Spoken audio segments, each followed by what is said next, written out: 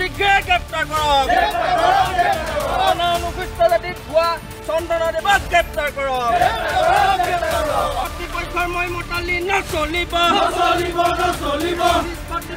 কৰ্তৃপক্ষৰ মৌনতা ভংগ কৰক জাতি যুৱ ছাত্ৰ পৰিষদ অসম জিন্দাবাদ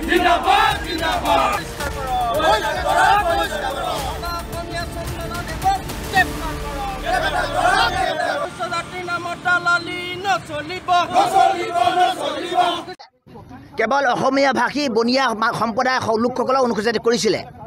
এতিয়া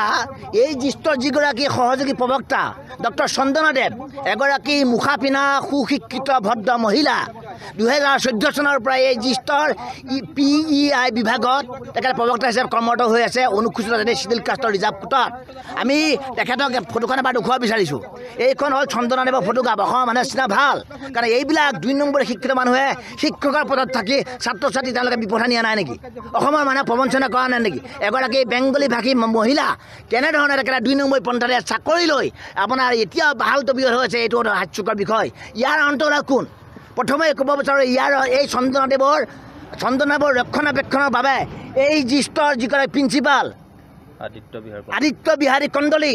জড়িত হৈ আছে লাখ লাখ টকা আদিত্য বিহাৰী কণ্ডলীয়ে চন্দনাদেৱৰ পৰা উপঢৌকন খাইছে আৰু এতিয়াও তেখেতে চন্দনাদেৱক সংৰক্ষিত পদত চাকৰি কৰিবলৈ সুবিধা দি আছে আমি অনুসূচিত যুৱ ছাত্ৰ পৰিষদে এপ্ৰিল মাহৰ 11 তাৰিখৰ দিনা সমগ্ৰ বিষয়টো অনুসূচিত কল্যাণ সঞ্চালকালয় CID বিভাগৰ উলুবাৰী কাৰ্যালয় আমি কাৰিকৰী শিক্ষা বিভাগৰ সঞ্চালক মহোদয়ক আমি অৱগত কৰিলোঁ লগতে অৱগত কৰিলোঁ কাৰ্বি আংলং জিলাৰ আয়ুক্ত ডাঙৰীয়াক যে তদন্ত হ'ব লাগে বৰ্খাস্ত কৰিব লাগে একো নহ'ল এমাহৰ পিছত 28 আৰু 29 তাৰিখৰ দিনা পুনৰ তেখেতলোকলৈ আমি পত্ৰ প্ৰেৰণ কৰিলোঁ আজি মে' মাহ পাৰ হৈ গ'ল জুন মাহ পাৰ হ'ব হ'ল এতিয়ালৈকে এইগৰাকী চন্দনাদেৱে বুকু ফিনাই অসমৰ অনুসূচিত মানুহক বঞ্চনা কৰি ছাত্ৰ ছাত্ৰীক ভুল পথে নি শিক্ষা প্ৰতিষ্ঠানৰ স্বয়ং প্ৰিন্সিপালৰ টকাৰে মেনেজ কৰি চাকৰি কৰি আছে এই কথা সহ্য কৰা নহ'ব কোনো কাৰণতে সহ্য কৰা নহ'ব আজি আমি জ্যেষ্ঠৰ সন্মুখত বিদ্যালয়ৰ শিক্ষাৰ পৰিৱেশ বিনষ্ট নহ'বৰ কাৰণে ধৰ্ণা দিছোঁ আৰু কেইটামান দিনৰ পিছত এইগৰাকী কণ্ডলীক টেবুলৰ পৰা উঠাই লৈ আহিবলৈ চেষ্টা কৰিম লগতে বিদ্যালয়ৰ ভিতৰত গৈ হ'লেও আমি ধৰ্ণা নমগতে প্ৰতিবাদ কৰিম এইকাৰণে কৰিম কাৰণ আমি ন্যায় পোৱা নাই অনুসূচিত জাতি মানুহকে কেৱল নহয় চন্দনাদেৱে সংৰক্ষিত পদত চাকৰি কৰাৰ বাবে আমাৰ চিডিউল কাষ্টৰ মানুহ কেৱল ডিপ্ৰাইভ হোৱা নাই অসমৰ যোগ্যতা সম্পন্ন মেধা সম্পন্ন সকলো ছাত্ৰ ছাত্ৰীক তেখেতে বঞ্চিত কৰিছে সকলো মানুহক তেখেতে আবুৱা ভাৰিছে গতিকে চন্দনাদেৱক গ্ৰেপ্তাৰ কৰিব লাগিব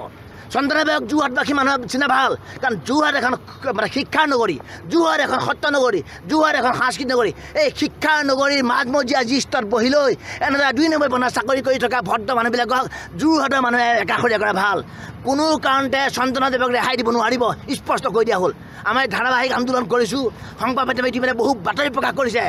চৰকাৰ এখনে হওক বিভাগে হওক বা অসমৰ মুখ্যমন্ত্ৰী ডক্টৰ হিমন্ত বিশ্ব শৰ্মাই 100 টকা উপঢৌকন ল'লে মানুহ গ্ৰেপ্তাৰ কৰে আৰু এতিয়া চন্দনাদেৱে মুখা পিন্ধা ভদ্ৰলোক মহিলা এই চন্দনাদেৱে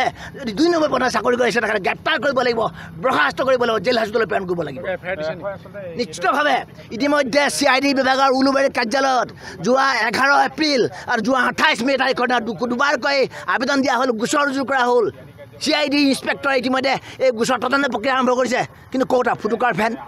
কাৰিকৰী শিক্ষা বিভাগৰ ডাইৰেক্টৰে দুবাৰকৈ আমাৰ পৰা আবেদন গ্ৰহণ কৰিলে আজিলৈকে চন্দনাদেৱৰ সন্দৰ্ভত ব্যৱস্থা গ্ৰহণ কৰা নহ'ল স্বয়ং কাৰ্বি